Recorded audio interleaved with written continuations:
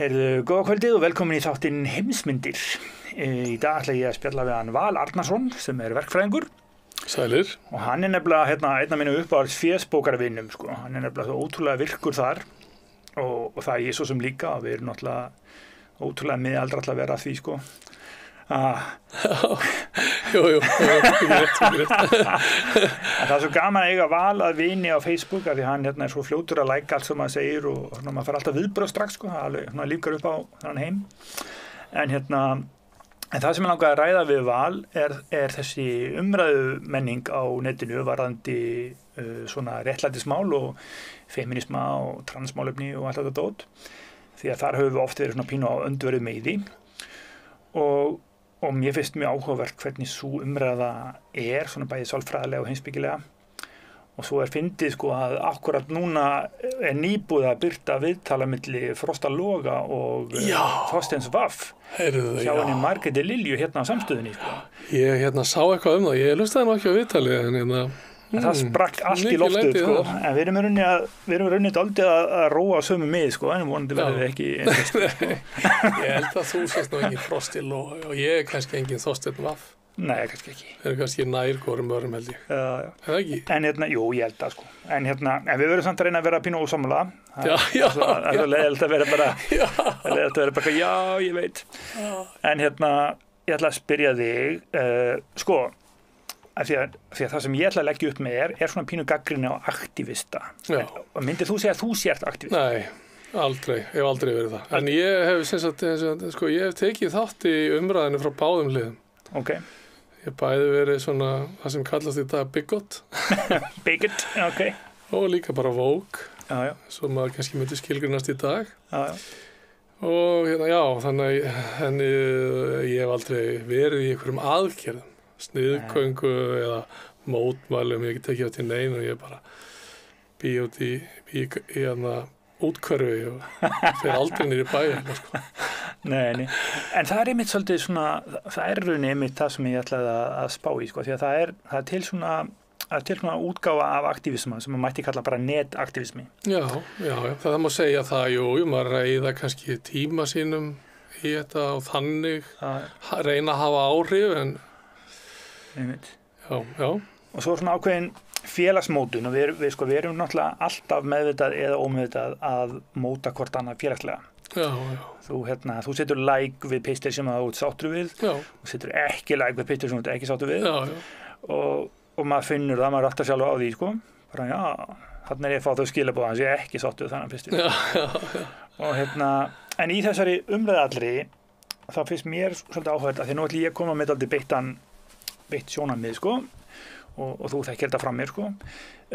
Ég lít svo á að það sé mjög líklegt að þreyta á vókmálstað og vókbaráttu hafi komið Trump til valda í annað sinn. Já.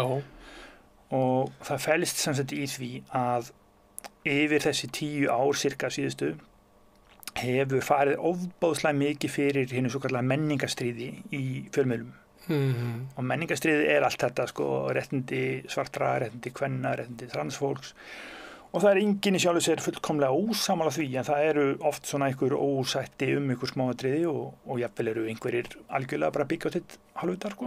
Já. En umræðan hefur verið svo hvöss og það svona einkenni gegnan umræðana að annarkvort ertu með eða ertu á móti. Og ég held að almenningur og svona miðjan, ég held að almenningur hafi hrakist af samfélagsmiðlum og hætt að tjá sig og svo bara kosið til hægri, bara að losna við það. Já, í Bandaríkjunum. Ég held að það hafi líka gert á Íslandi og í allri Evrópu, sko, en ég ætla ekki að gera of mikið úr þessu atriði sem áhrifavaldi, sko. Já. Því að sjálfsögðu það flóttamannamálin og efnahagsmálin og það loftslagsmálin og það eru gríðarlega margir miklu stærri þættir í gangi, sko. Já. En þeir eru allir svona óviðráðanlegir á meðan þetta svona sálfræðilegt, sko. Þetta svona félagslegt, hérna einhver svona hreyfing og hún hefur dálítið val hvernig hún kemur fyrir. Og ef hún velur ekki að vera það sjarmerandi að fólk vilji kjósa hana til valda, þá missur hún stöðu sína, sko. Já, ég verða að viðurkenna, sko, ég þekki ekki alveg þessi mál í Bandaríkjunum. En hér finnst mér aktivismi ekki hafa gengið út í öfgar. Nei. En sko með Bandaríkin aðeins, ég vil langa til að bæta við þar. Þar pólunin mikið meiri, sko. Já. Og ég horfði á þátt með Louis Theroux daginn og hann fór inn í svona búblu, svona hægri búblu, alltaf hægri búblu. Hann heitir Fuentes, held ég, þessi gaur sem með eitthvað samtök sem ég man ekki hvað heita. Já. Og Trump bauð þessum gaur í mat, maður mást þetta því. Þetta svona gaur sem hefur fengið á sig nínasista stimpil og Kanye West var líka þarna, sko. Það verið mjög skröðlegt.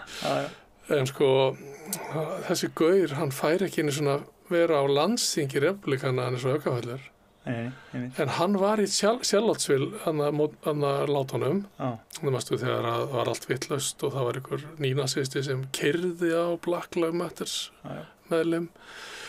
Og þessi Fuentes, hann var þar og vinir hans. Og þeir sögðust hjá Louis hafa bara einhvern veginn vaknað og hugsað, við erum ekki svona merkjagaurar. Við afneitum Suðurríkjafánanum og nasistafánanum og við afneitum öllum svona einhver punishment merkjum og hvað sem þetta heitir allt saman og kveðjum, nasistakveðjum, við erum ekki svoleiðis gaurar. Skilurðu? En þeir já, að því að gera það þá upplifa sig ekki sem... Já, nákvæmlega. Þetta svolítið kjarni málsins. Og þegar maður fyrir að spá í, þetta svolítið interesting, ég er mikið ná á þessu, þegar maður fyrir að spá í, sko, hversu langt þetta tilbúin til að fara? Þú veist, þeir náttúrulega vilja, í rauninni svona kannski í stuttu máli, þá vilja þeir gömul fjölskyldugildi í hvítri Ameríku. Algjörlega, já. Það er náttúrulega svona white supremacy bylgja, svona undiralda í Bandaríkjunum. Já, nákvæmlega. Og það er full ástæðlega að berjast gegn því, en það sem ég hef áhuga að tala við þig er sko, hvernig það er gert. Sko. Já, ég veit það, sko, ég er ekki að segja þetta sé svona á Íslandi, sko, sem betur fer, sko. Ég held að Íslendingar séu á mun betri stað en Bandaríkjumenn. Ég held að við erum svona, held ég, nær hvoruður og við getum alveg talað saman en þá held ég allt það, sko. Og en sko, samt, þegar þú fer að fara í þessar mestu öfgar, þá erum við að tala sko, afnám kosningarétt kvenna, eins og til dæmis í þessumri búblu, þá máttu konur ekki koma fram og ræða við Louis. Já, ok. Nei, mitt. Og afnám, sko, þú veist, alla konur eiga að vera í fjölskyldu, þetta er svona kristið, svona fundamentalista dæmi, sko, og þess vegna ættu allar fóstureyðingar að vera óþarfar. Já. Eða þungunarof eða svo leiðis. Og þú veist, engnir útlendingar og sérstaklega ekki litafólk sem að myndi kannski menga menninguna.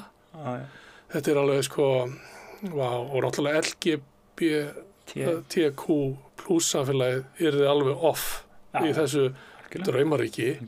En svo fyndið, sko, kontrastanir. Svo Elon Musk, þú veist, hann er svona gaur sem veit að tæknisamfélagið þarf innflytjendur, sko sérfræðimenntaða innflytjendur til þess að fungera og til þess að þróast áfram og bæta sig. En hann verður samt að höfða til þessa hóps einhvern veginn. Og makaliðar verður brjálaðir þegar hann fór að tjá sig það, sko. Akkurat. Ok, skulum hætta í Bandaríkjunum og koma til Íslands. En pointið mitt er þetta, sko, að sko, ef við tökum bara til gamans ef við minnumst aftur á Frostaloga og Þófsenni Vaf. Já. Það var meira svona feminisma. Já, og það náttúrulega hefur verið þeirra bitbein. Já. En mér finnst umræðan öll vera dálítið mikið póluð eða skautuð líka hérna á Íslandi, sko. Já. Og það er þetta með, sko, og ég þekki alveg fullt af fólki sem hefur áhuga á þessum málefnum sem fer einhvern veginn beint í þannig gír, sko, að Frosti sé hálfviti og allir sem að tengja svona broadcastið incel-vefur og svona, veist, og ef þú hefur eitthvað gott það fólk að segja, þá ertu komin í hitlið, sko. Já. Og þú hefur sagt þetta við mig, sko, að þú lítur svo að þú sért í góða liðinu. Já, var í vonda liðinu. Þú varst í vonda liðinu, þá varst það hægri maður. Já. Var í Sjálfstæðisflokknum. Varst í Sjálfstæðisflokknum, ok. Og er það vonda liðið? Nei, alls ekki. Ég meina, ég á vín í öllum flokkum og fínt fólk í öllum, mér er þess að miðflokknum, nei. Og miðflokkurinn er kannski fjarstum með núna. ég var einhvern tíma næstuð í búin að kjósa hann. En það var ekki, en ég meina, þú veist, það ég vinn í öllum flokkum og það ekki vandamál fyrir mig. Nei. Nú alls ekki allt, þú veist, fólk kannski ekki vont. Ég ekki að segja það, en ég segi vonda fólkið af því að þau kalla góða fólkið í hæðinni. Og ef þú aðgreinir sjálfan þig frá góðu fólki, hvað þú þá? Já, þetta náttúrulega sagt í háði innan ákveðin ákveðin hóp innan. Ég þekki þetta, ég nota þetta sjálfur. Sko. Ég nota þetta sjálfur og mér finnst þetta alveg bilað og fyndið að nota þetta. En það hluta þessum leik, sko, að ef ég, og þetta höfum við líka rætt á netinu, sko, ef ég segi hérna að Vogue-málstarinn hafi svona stundum farið út á sporinu, þá fæ ég gjarnan að heyra að Vogue sé fyrstulega merkingulaust, aðeins nasistar notu hugtakið og eitthvað svona. Og það ekkert að þessu rétt. Nei, en málið það samt, eins og ég var að lýsa Fuentes-hópnum, og nú komum við inn á það aftur. Þeir segjast ekki vera nasistar. Þetta að hafa alla þessar skoðanir. Og í rauninni, ef maður hlustar á til dæmis fólk úr miðflokknum tala, það alltaf undir rós og segja aldrei allt að fullu, sko. Nei. Þú veist ekkit hvort að svona þessi gaurar séu nasistar eða ekki. Sjálfsagt þeir það ekki, ég ekki að segja það, en þessi gildi, þau höggva aðeins ansi nærri. Kannski ekki alla leið, ég ekki að segja það, skilurðu. En sko, ég meina þegar það sagt í einhverjum kappræðum að við ættum ekki að þurfa að taka á móti neinum hælisleitendum. Hvað þýðir það? Í alveg talað. Sko, því þá fyrir maður að hugsa hvers vegna komum við á þessu verndarkerfi. Og það einmitt, því var komið á, eða svona það byrjaði að fara í mótun eftir síðari heimsstyrjöldina, einmitt út af því að við ætluðum aldrei að láta það sama gerast aftur og gerðist þá. En það þegar við tókum ekki á móti gyðingunum? Já, nei. Nákvæmlega. Og þegar fólk segir þetta, við ættum ekki að þurfa að taka á móti neinum hælisleitendum. Þú veist, hvað þýðir þetta? En við vitum náttúrulega ekkert hvað býr að baki, sko. Þetta getur verið skammtíma sérhagsmuna stefna og þetta getur verið langtíma rasismi. Já. En við getum ekki alveg fullyrt hvort það sko. Nei, það einmitt málið og það það sem ég segi. Mér gott það sem Þorgerður Katrín sagði í þessum þætti á RÚV við þann sem sagði þetta. Held að verið Sigmundur, það getur ekki máli.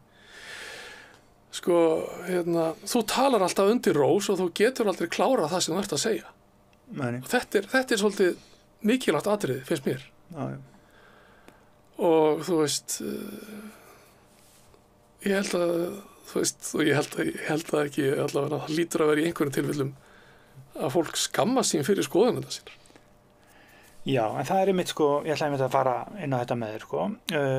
Nú til dæmis var ég að hlusta á viðtal við konu sem heitir Ruth eitthvað. Hún svona frægur amerískur aktivisti, feministi og hún hefur barist fyrir gegn sko nauðgunarmenningu og slíku. Og hún komin á aldur sko, svona svolítið farin að horfa við ferilinn. Og hún segir, hún dauðskamma sín fyrir þennan tíma sem hún ytti í shaming. Og það það sem ég svolítið að segja sko, því að núna eru aktivistar, svona sérstaklega kannski svona netaktivistar. Þeir eru búin að eyða rosalegum tíma í síðustu kannski 10-12 árin í að láta bæði sko svara viðkomandi á samfélagsmiðlum og segja ég ósammála og þetta vondar skoðanir, þú ert vond manneskja. Og svo öll þessi félagsmótun sko, það svona þú byrtir eitthvað mím sem gerir grín að hans málstað og svo læka það allir og svo koma allir hlaupandi og segja þú ert svo dásamleg og svo fegin og ert ekki í þessu liði og svona. Og þetta shaming og þessi slaufunamenning og svo framvegis. Þessi kona segir að, og þetta eiginlega verða mjög algeng skoðun og þetta svona típist, ég hef oft upplegað þetta sko að þegar ég að hugsa eitthvað, þá kemur ljós að ég bara að hluta einhverju bylgju. Ég er ekki einstakur hugsuður. En það virðist vera að koma upp svona eftirsjá, þar sem að fólki svona aðsvara að skilja að þessi aðferð við að berjast fyrir réttlæti hafi bitið í halan á sér sko. Já. Og hérna á Íslandi til dæmis, þá fengu Píratar enga þingmenn á síðustu kosningum. Nei. Og ég myndi segja að þeir hafi verið svona mest woke flokkurinn af íslenskum þingflokkum. Já. Í Bandaríkjunum var algjört tröll valið frekar heldur en vinstrið. Já, sko, já. Reyndar, og hérna... Ég verð að koma aðeins inn á þetta, mátt svo aldrei ára, því byrgjöðu. Sko, Biden ekkert mikið betri. Nei, ég meina náttúrulega frekar, sko, það var annarkvæmt Harris eða Trump, sko. Já, og Harris, ég veit það ekki, ég veit ekki hvað við höfum langan tíma, en maður geta alveg farið í alveg alls konar hluti sem hún hefur gert. Já. Sem ekki alls ekki góðir og ég meina, þú ert ekki að velja á milli góðs og ills þar, sko. Nei, alls ekki. Og ég meina eins og fangabúðir í Guantanamo Bay.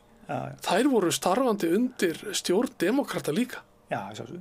Hvað ert að velja, skilur? Og það náttúrulega tvíhyggjan svo íkt að því út með tveggjaflokkakerfið, sko. Já. Þannig að þú bara hefur ekkert val, sko, nema A eða B.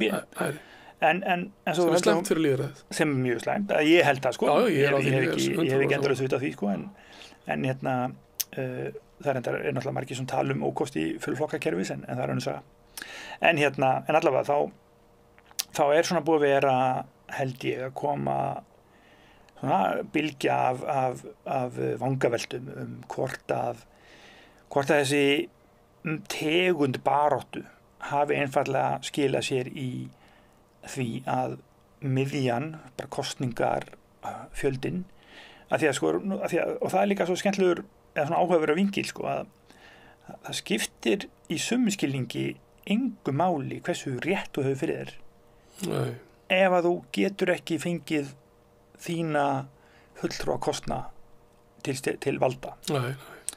Og ef að þú ert svo fráhrindandi og dómharður og yfirlýsingaglaður og hvass að fólk á miðjunni hugsa bara með sér, ég eiginlega sammála honum hvert við eigum að fara í heiminum, en ég alls ekki sammála hvernig við eigum að tjá okkur hlutina. Já. Þarna eru við komin í tone policing. Já, og þetta kallum við tone policing og það er svo ómerkilegt hugtak. Þetta er samt raunveruleiki. Við erum að tala sko, fólk hefur verið tone policað frá upphafi. Já, ég veit það. Sko, hérna, en það er steingelt hugtak, þetta er búið. Sko. Af auðstéttinni og af henni efnahagslegu og pólitísku valdastétt. En það skiptir máli að þú vilt að segjum til dæmis í Bandaríkjunum. Þar náttúrulega fóru republikanar að færa löggjöfuna fóstureyðingar kvenna eða fóstureyðingar frá ríkislöggjöfunni, færa hann til fylkjana og hún var bönnuð út allt eða víða. Það er gríðarlega bara hörmuleg þróun. Já, hræðilegt. Bara vera að færa heilbrigðismálu aftur bara til 16. eða 17. Já, og við erum öll saman að þetta sé ömuleg þróun. Já. En ef að fólki sem hefur þann málstað að snúa þessu við er svo ósamverðandi að það getur ekki fengið kosningu, þá er það að skjóta sér í fótinn. Já, sko með þetta tone policing, við viljum glæðast til að fara inn þetta er interesting. Ég ekki sammálaður að það sé marklaust hugtak, en að vissu leyti, og ég get alveg viðkennt það, nú þarf ég kannski aðeins að bara lýsa minni reynslu. Sko, ég var eftir að ég snerist, sem var svona cirka í COVID eða eitthvað, það leyti, þegar ég snerist, sko, þá fór ég í mjög aggressífa framkomu, við skulum orða það, ég held að ég hef aldrei verið í þannig sé aktívisma og var mjög aggressífur og það, þú veist, maður fekk bara alveg, sko, fjöldan allavega fólki á móti sér og ég bara einhvern veginn, sko, ég brann út bara og ég ákvað bara eftir það, en svo dettur maður alltaf í náttúrulega að vera aggressífur, það er ekki það, sko. Það var ekki.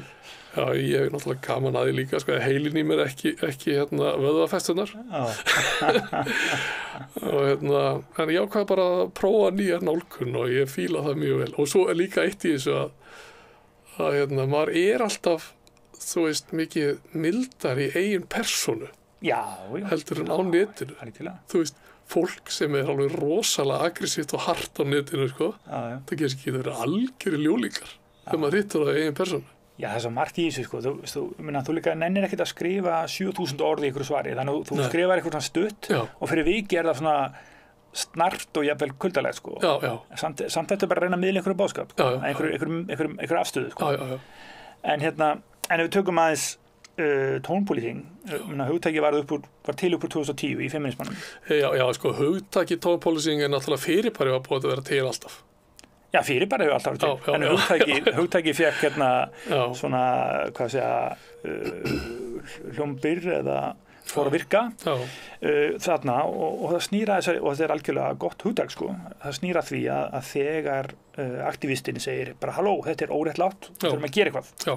Og ef þið ekki sammála mér þá er þið bara í vondalinu og þá segir einhver, getur ekki verið aðeins meira sérmennið þegar þú segir þetta, sko, og bara róaði það eins og þá segir viðkomandi, what the fuck, bara mannréttindabaráttan hefur aldrei farið vel fallega fram, hún er aldrei farið fram á þess að rugga bátnum, hún er aldrei farið fram á þess að einhverjum líði illa. Það er að satt, sko. Þannig að það er algjörlega eðlilegt að nota hugtæki og hafa það í huga. En ef þú ert farin að keyra svo mikið á því að þinn málstað sé svo góður að þú þurfur aldrei að gæta hófs og enda bara á því að enginn vill sjá því við völd. Menn þá hefur það samskotið í fótinn. Það er þetta með miðjuna. Þú veist, það er spurning hvað sé gott. Ég hugsa að við í góða liðinu getum alveg tekið alls konar hluti til okkar eins og ég hef gert alveg og ég finn það bara líka þegar ég er að ræða við fólk að maður nær meiri árangri með því að vera rólegur og spyrja spurninga. Og ná að fá fram afstöðu komandi og það er mikið betra. Hitt er kannski meira að bara fara í bakinu, sko.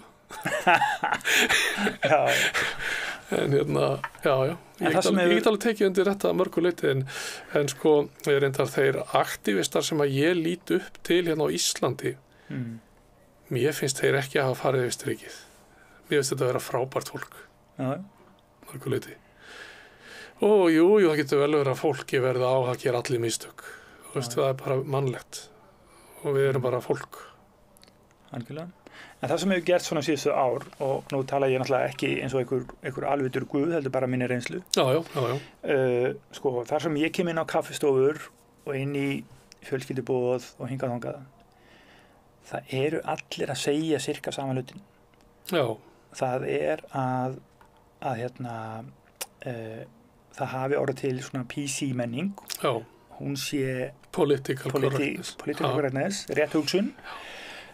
Og fólk er yfirleitt ekkert að móti því að það sé barist gegn einhver svona kynþáttahyggju eða einhver leiðinda orðalagi eða eitthvað svona leiðinda einhver kvennfyrirlitning og þú er bara að píka og hendir þess að stelpa eitthvað svona. Það hefur engin neitt að móti því að þessi orðnotkun sé kæfð eða að menningin færi sér annað. En þegar þetta er orðið þannig að þú getur ekki rætt við hvað mál á þess að einhver fara að sussa á því að þú beitir ykkur orði í ykkur samtali og allir farin að passa sér svo mikið og það verður svona þreyta í fólki og svo öll þessi tilfinning og ég sé þetta líka í háskólasamfélaginu og ég veit ekki hvort að þar myndi samþykja sjálfur en mér finnst háskólasamfélagi alveg múlbundi af rétthugsun og ég hugsa að sé þannig að þú ert prófessor eða rektor eða eitthvað og þú ert aldrei að fara að segja neitt sérlega beitt þegar þú þarft að passa inn í þetta samfélagi og það fara að vera mjög mild og svo slöfunarmenningin það er þreyta það líka, fólki finnst ekki að það eigi vera hægt að henda fólki út úr samfélaginu á þess að hafi virkilega farið fram einhver rannsókn eða eitthvað svona og þar vitum við alveg báðir, við höfum rætt þetta ofta áður, við vitum alveg báðir að þetta er svona spurningum tilfærsluna frá saklausuns sektir sönnuð og til að það sé að minnst eitthvað accountability þrátt fyrir að það fari ekki alveg þannig og við erum talað svona menningarströma en það er bara að mínum að þetta veruleg þreyta í samfélaginu á þessari hörku þessari hvössu orðræðu þessi óumburðarlyndi og þessari rétthugsun. Með slöfunarmenninguna þá held ég þreytan snýr aðalega að því þessari sniðgöngu ef einhver hefur verið slaufaður þá er byrt þá er atburðurinn byrtur og sagt þessi að koma fram þarna og við ætlum ekki að mæta þarna, skilurðu? Og við hvetjum aðra til þess að gera það sama. Það er hringt í staðinn sem ætla kannski að halda viðburðinn. Ég held að þreytan snúi aðalega þessu atriði og þarna kannski hefur verið gengið á langt og líka að því að þetta hefur ekkert upp á sig. Það sem að þú ert að gera, þú ert að auglýsa atburðinn. Akkurat. Þannig að þetta og einmitt ég er í grúpu sem heitir Baráttu gegn ofbeldismenningu. Þar var svona hegðun bönnuð. Já, ok. Þannig að því að þetta hafði ekkert upp á sig og atmýrinnar bara sem er why the fuck? Hvað eru á þessu? Já, þetta er líka bara óvinsælt, sko, því að við ímyndum okkur að þú gefur út tónlist og gefur út eitthvað frábært lag eða heila hljómplötu. Já. Svo kemur ljós að bassalekarinn eða eitthvað í bandinu hefur gert eitthvað af sér. Það er ömurlegt og þú hendur hann kannski bandinu. En þá kannski bara getur þú að koma fram á tónleikum lengur, sko. Af því að þið einhvern veginn tengist. Og allt þetta, sko. Og fólki finnst þetta einhvern veginn, þetta er svona þreytt og þetta er ekki alveg augljóst þetta sé sanngjarnt. Og það er og svo segir þessi Rúð sem ég var að tala um hann, hún segir, sko, slaufunarmenning virkar ekki. Það sem gerist er að þú rekur fólk í burtu og það enda með því að bakka inn í samfélag sem er jafnvel öfgafyllra og það leita sér að samþykki einhvers annar staðar og þú ert bara að búa til sterkari fylkingu mótið þér og auk þess, og svo segir hún, sko, að þeir sem að þola slaufunarmenninguna eru þeir sem eru ágætlega stæðir og með gott bakland. Þannig að fólki sem að þolir ekki slaufunarmenninguna, fólki sem virkilega verður fer illa út úr því, það er rauninni fólk sem á litla peninga og stendur illa. Og þá ertu rauninni bara að ráðast á fólk sem stendur illa. Já, sko, þú býr til meiri róttækni eftir því sem að þetta er harðsvíraðara. Og ég hugsa að það sé alveg rétt. En með slaufun, stundum gerist slaufun af sjálfur sér og er náttúrulegt ferli hansins. Þegar að einhver gerir eitthvað sem okkur finnst einhvern veginn vera andstyggilegt. Ég held að fólk, sko, sé ekkert mikið að gefa viðkomandi plattform eftir það. Það er ekkert voðalega æst í það, held ég. Þannig að, sko, sum slaufun er skiljanleg. Og að því þú komst í náttúrulega með saklausum sekt sannast, ég verða að ábæðast í því. Þá er það ekkert þannig endilega og það vantar alltaf á hennar frasa saklaus sekt sannast fyrir dómi. Það er ekkert endilega alltaf þannig að öll mál fari fyrir dóm. Svo maður nefni öfgafull dæmi svo Jimmy Savile. Hann var elskaður, dáður og dýrkaður og átti vini innan lögreglunar. Hann var kærður mörgu sinnum meðan hann var á lífi, í mörg skipti og við erum að tala um það að lögregluna, því hann var vinur þeirra, þeim fannst svo asnalegt að yfirheyra hann, þannig að þeir sendu bara alltaf ungar lögreglukonur sem voru nýbyrjaðar til þess að taka á honum skýrslu. Hann hótaði bara. Ég þekki konungsfólk og ég þekki fólk í pólitíkinni og ég þekki yfirmenn ykkar og ef þið bara hægið ykkur ekki þá er þið bara reknar. Við erum að tala um að þegar hann dó þá var haldið konungleg útför. Það var búið til risa legsteinn, þú veist, með alls konar áleturum á hvað þetta hefði verið frábær náungi. Og það stóð á legsteininum það sem hann óskaði eftir því að yrði sett hana. Það var gott á meðan á því stóð. Maður hugsa það er nú bara næstíð ruttalegt, sko. Já. Og svo sprakk þetta allt í loftið og það var enginn út af einhverju dómsmáli. Það var bara því að fólk áttaði sig á því að þetta var algjör skítall og nýðingur. Það sem að hafi verið sagt að það sem að einhver lítill minnihlutahópur var búin að vera að reyna að segja, það var bara rétt. Og þegar fólk voru að skoða viðtölu þá kom bara í ljós að hann óbeint játaði þetta allt í viðtölu. og var að grínast með það, til dæmis hann keypti sér húsbíl og hvað ertu að gera við húsbílinn? Já, ég er bara að þreifa öllu sem ég kemst yfir. Þú veist. Já. En það er náttúrulega starrið sko og að það er fullt af skepnum í samfélaginu. Já. Og við þurfum að finna eitthvað svona gullin meðalveg í því að ná þeim sem við getum náð og verum eins mikið réttlæti og við getum og það má alveg skólast til, það mun skólast til. Stundin að vera árangri, stundin að vera ekki árangri en og ég ber mjög mikla virðingu fyrir aktivisma og ég hef borderline verið með í þessu sjálfur sko. Við viljum til dæmis taka umræðinu það að það sé ekki fullkomið lending að einhver sem hefur ekki verið fundin sekur fyrir dómi sé 100% saklaus hvítvegin engill sko. En við áttum okkur að því að það eru í mörgum tilfellum bara ekki þannig sko. Þannig að það þarf að vera hægt að ræða það og hafa skoðun á því og svo getum við gert eitthvað við það, hvort sem að það er að viðkomandi sé ekki búið í partíi eða hvað það er sko. En en það er svo áhugavert að því ég hef haft svo mikið áhuga á þessu svo lengi að mér finnst svona vanta í það sem ég kalla idealismann sko, að þetta er svona idealismi. Veist, vinstri hugsjónin, feminismin, öll þessi mál, þau eru idealismi í þeim skilningi að það er svona hugsjón einhverja betri framtíð sem sé réttlátari og betri mynd sem við eigum að stefna að. Og þú hefur þann vilja og það berstu fyrir því. Og það er fullkomlega eðlilegt. En ef þú gerir það þannig að þú bara tapar kosningum, kemst aldrei neitt með málstæðin þá ertu að skjóta sjálfa í fótinn og þá ertu að vinna málstæðinum ógagn og það eru til fullt af aktivistum það eru til fullt af fólki í bæði samkynhneigðir í transhreyfingunni og svo framvegis sem að vilja ekki að málstæðin sé unnin að þennan hátt. Það er margir til dæmis, ég hef viðtölu transfólk sem að segir áður en að þetta fór í gang var líf mitt betra. Þegar það voru færri að ergja sig á og hugsa allt sem viðkemur transfólki. Það eru bara, það er svo margir vinklar í þessu og svo mörg spjót sem standast á og svo þegar maður reynir að velta þessu fyrir sér þá er svarið iðulega þú er bara með tónpúlísing, hann er hvort með á móti, fokkaður. Og maður bara Ég er ánægð með að ég segja fokka. Sorry, ég er ánægð með að ég segja fokka sér á stafstöðinni.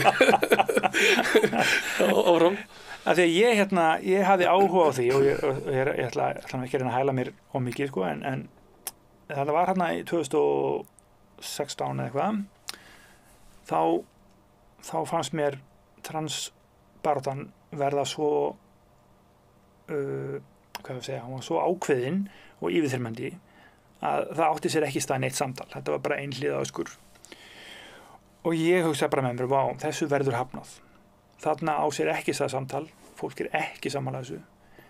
Veist, þarna bara, það er engin leið að tala á þetta fólk. Það er engin leið að impra á minnstu atriðum sem þú ósammála á þess að vera stimplaður transhatari eða fóbískur og samtalið endar þar og það er bara ein leið sem þetta fer. Fólki sem nennir ekki taka þátt í þessu samtali lengur kýs til hægri og slaufar þessu og það er það sem gerist. Já, með transaktivisman. Ég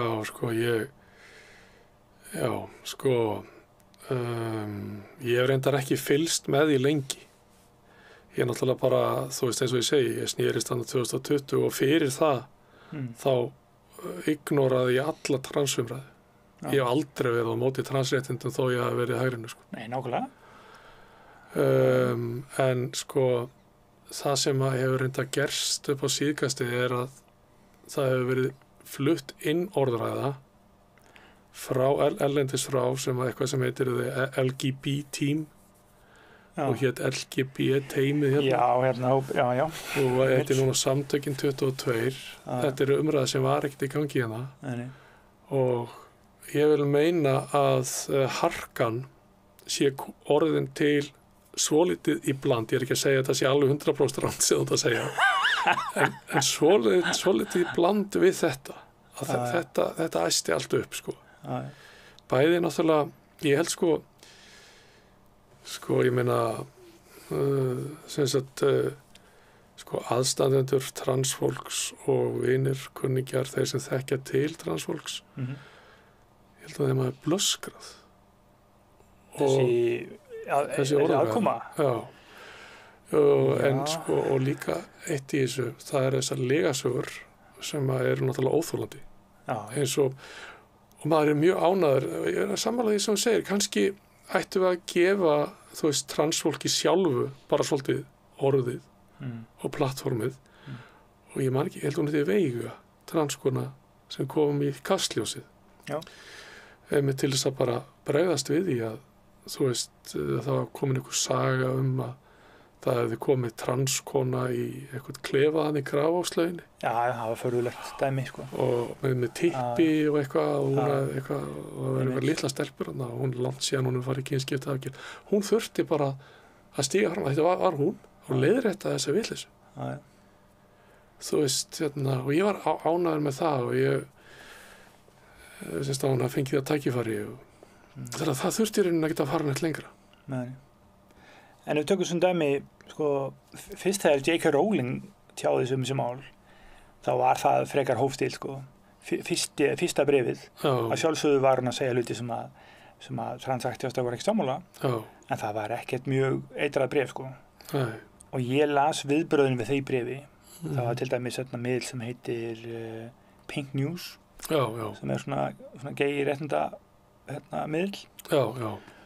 Og viðbröðin voru svo algjörlega út úr kortinu vitlaus. Við þessu fyrsta bréfi. Það var allt, sko, það var lesið af algjörri andúð í hvert einasta orð. Og allt túlkað versta veg og búin til, það var málað skrattinu vegginn bara leið að var hægt. Og svo að sjálfsögðu, ef við tökum hugtakið audience capture, sko. Það sem gerist að þú ert stór fígúra á internetinu og allir hafnaðir úr einni átt, þá færist bara hinn áttuna og þar færðu aldrei klapp, sko, og það verður svona stigmagnast áhrifin. Þú eiginlega svona kannski reynir að berjast á móti því en þú færður rosa mikið svona stuðning í því að ganga aðeins lengra í því að storka hinum aðlunum. Það verður svona A og B, svona andstæður. En allavega pointi mitt er ekki og hefur aldrei verið að það sé neitt að því að berjast fyrir þessum réttindum og ég hef alltaf verið meira og minna með. En mér var bara ljóst fyrir löngu síðan, eins og segi, að ef að þið finnið ekki leið til að tala hlutina þannig að það sé, þannig að sko miðjan geti fellt sig við anda umræðunar, þá vinnið ekki kosningar. Nei. Og það sama hvernig maður kemur þessu á framfæri, að heiftin svo mikil að hún heldur bara áfram, sko, það ekki einu svona hægt að koma með tilmælin sjálf sér, þá maður einhvern veginn bara, það tone policing og eitthvað Uncle Tom og eitthvað. Sko, og mér það svo sorglegt, sko. Sko, eitt sem að maður hefur heyrt bara frá transfólki sjálfu, tilvist okkar ekkert til umræðu. Það ekki að rökraða hana. Það sjálfsög ekki, nákvæmlega. Og það held ég að ég sé meginpunkturinn. Og það spurning hvernig hægt að koma því á framfæri á mildan hátt. Ég meina ef hvað segir, þú veist, þú ert bara geðveikur. Þú ert ekki trans, þú ert bara geðveikur. Það náttúrulega ekki boðalegu málfræðing. Það margir sem farið það, sko. Það er alltaf hundleðilegt og ómerkilegt, sko. Að því að sko þetta félagslegi þáttur, hann svo rosalega flókin og margslungin.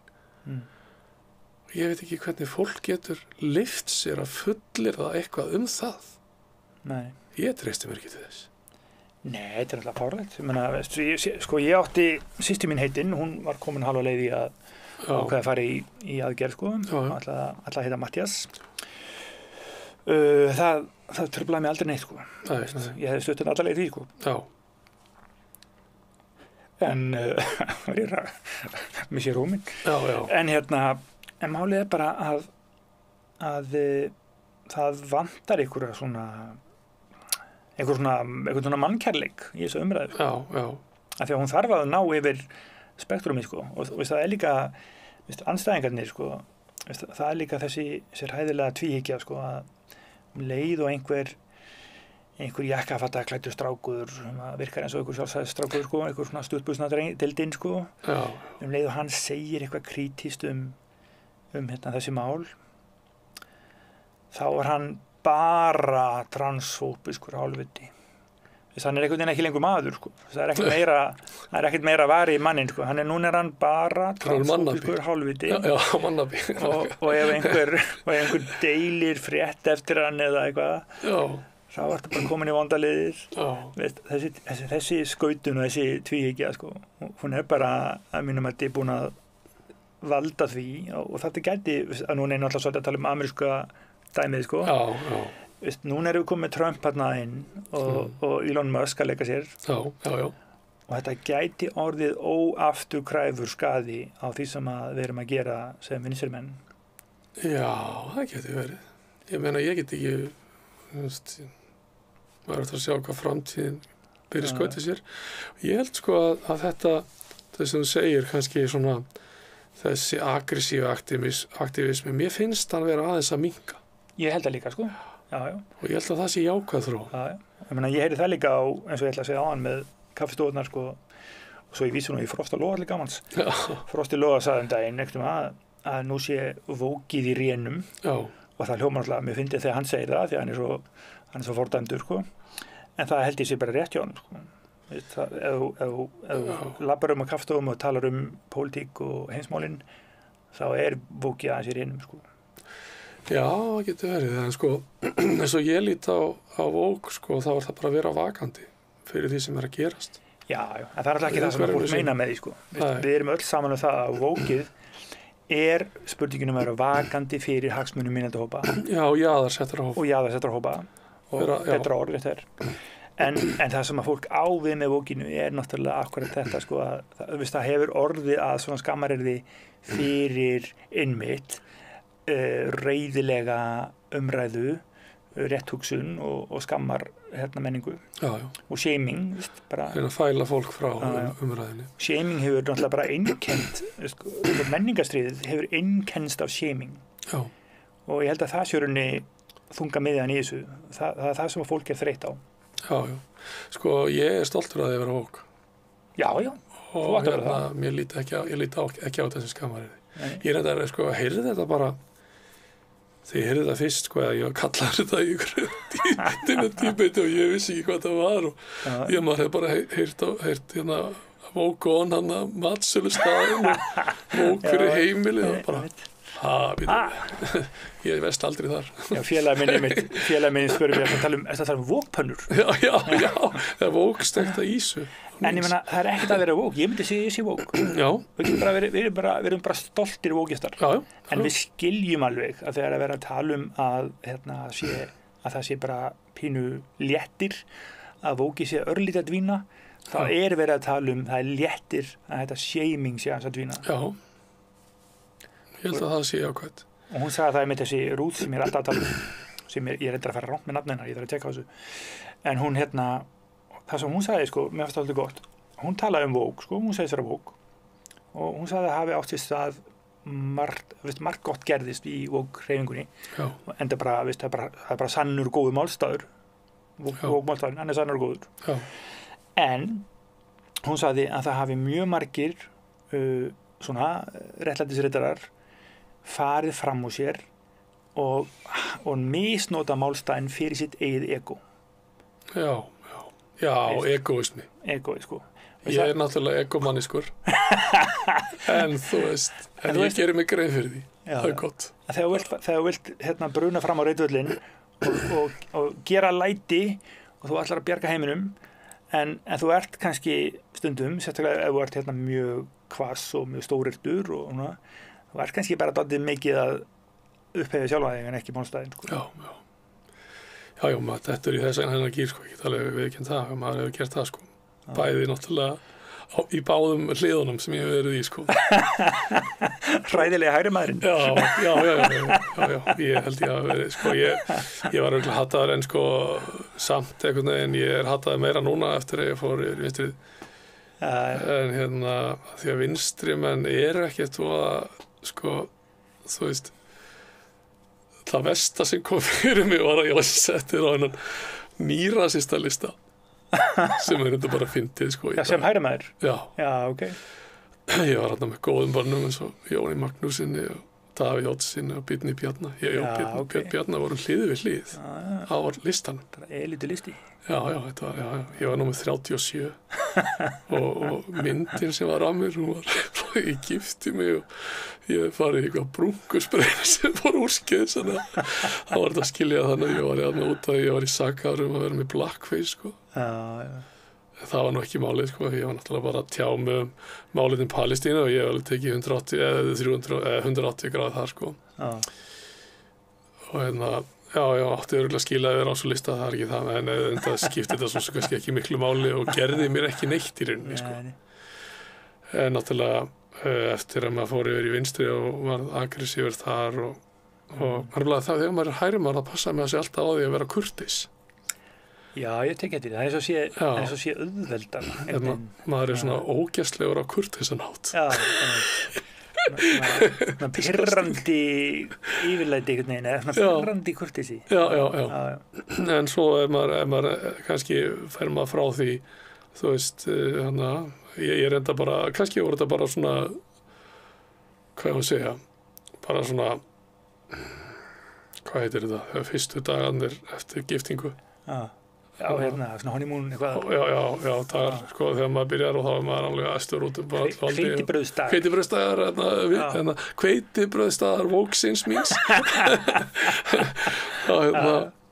Já, og fer út allt og þetta endaði því að sko bara til að bera þetta saman. Og þú veist hverju getur lent í þegar þú ert hægri maður og svo hverju getur lent í og þú ert vinstri maður. Ég bara lenti í lögreglurannsókn.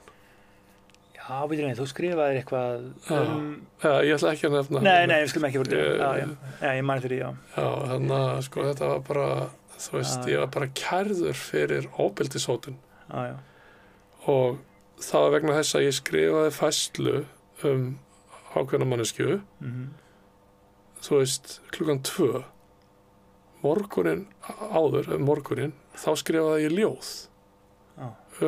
sko, það sem ég var að reyna, sko, ég er náttúrulega ljóðskáld, bara svo það komið fram og er að stefna að gefa út ljóðabók þegar ég næja sem ég nógu mörg góð ljóð, sko. Eða góð, eða það sem ég finnst allt í lagi. Sko, ég var að koma mér inn í hugarheim siðblinds einstaklings. Já, ok. Og það var engin nefndur á nafni eða neitt svoleiði, sko. Þetta var bara svona prósi þar sem maður rantaði bara lét bara móðan mása og ég skrifaði þetta á Twitter og þetta var í einhverjum 6 hlutum og því að Twitter er þannig, sko.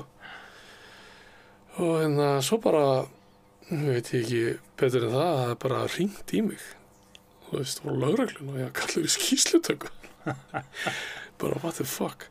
En þú veist, þetta svo sem var ekkit eitthvað rosaleg harka, ég er ekki að segja það, en ég var með stöðu sakbornings í 2 ár.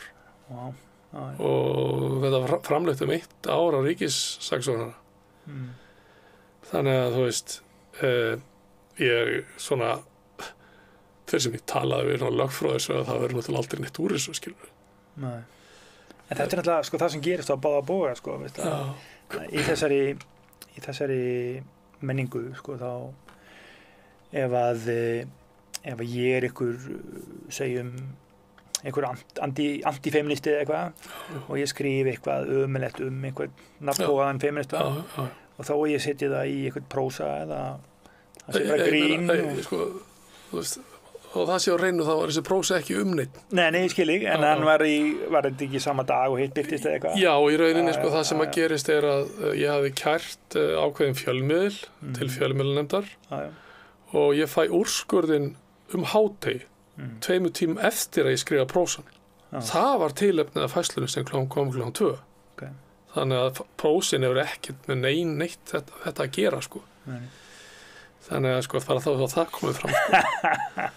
En ég ætla að stinga inn í viðbót af því að það er svo mikilvægt fyrst mér að hugsa hvað fólk kemur úr mismunandi áttum og ég var að hugsa með það í gær, sko, að ég heyrði viðtal við John Vervaeke sem svona hugsuður og sálfræðingur og hann var að tala um það að hjónabandið eða sem sagt ideal hugmyndin okkar hjónaband þar sem þú finnir þinn eina rétta maka og þið æðislega rómantískt samband og þið eigið að fylgjast að í lífinu hann var að tala um að þessi the one hugmynd sé hafi komið í staðinn fyrir hugmyndina Guð á Vesturlöndum og ég fór að hugsa mér finnst þetta bara ágætis pæling en ég veit marga sem myndu bara ránkóla augunum að þetta sé svo mikil þvæla og veist, annarkvort tengir fólk við svona pælingu eða tengir alls ekki við hana og það getur líka átt við svona abstrakt nálgani við réttlæti og abstrakt nálgani við ránglæti og veist, það bara svo mikið af fólki sem skilur ekki hvort annað og mér finnst það svona vera kannski einn af þessum liðum í því sem við þurfum að hafa ágjörð af þegar við erum að reyna að taka svona harðan slag að það fullt af fólki og þá alltaf, þetta alltaf kjósendurnir þeir þurfa að vera með myndinni það fullt af fólki sem skilur okkur ekki og bara hefur aðra heimsmynd og það gerir þetta allt svo flókið og þess vegna einhvern veginn held ég svona einhvers konar mýkt í umræðu sé nauðsynleg ekki að því að við séum að reyna að vera eitthvað anti-tómpólýsing heldur að því að þú þarft að ná til svo margra Ég finn það bara sjálfur þegar maður reyndar umræða á netinu eða comment, reply to comment comment, reply to comment og allt þetta dót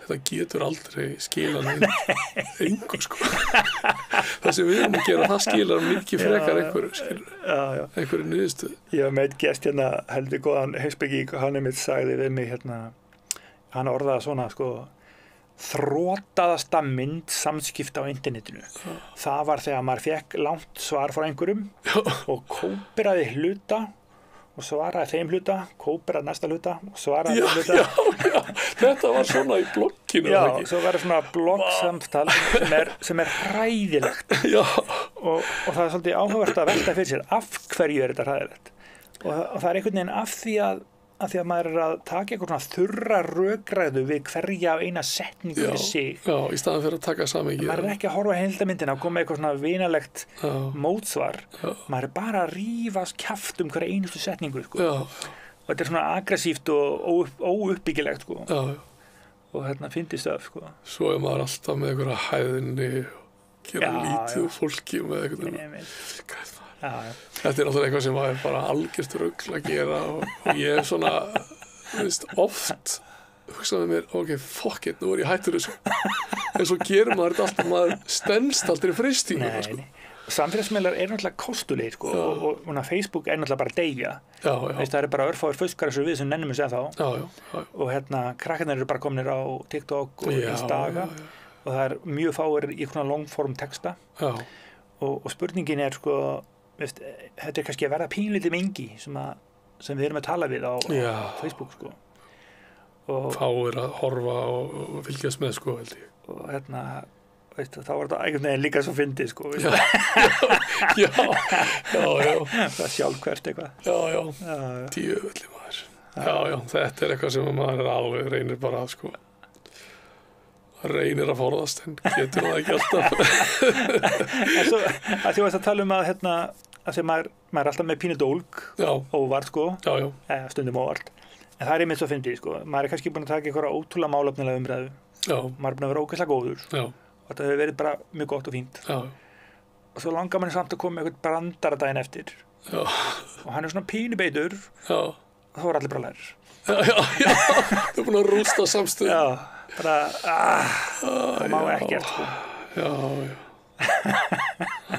en þetta eru við erum bara smá sálir það er allir svo mikið að það er allir svo sárir bara, ég var að vona að þú skildir sem ég að segja og við hefðum náð einhverjum árangri og svo segir þú þetta það er svona svekkelsi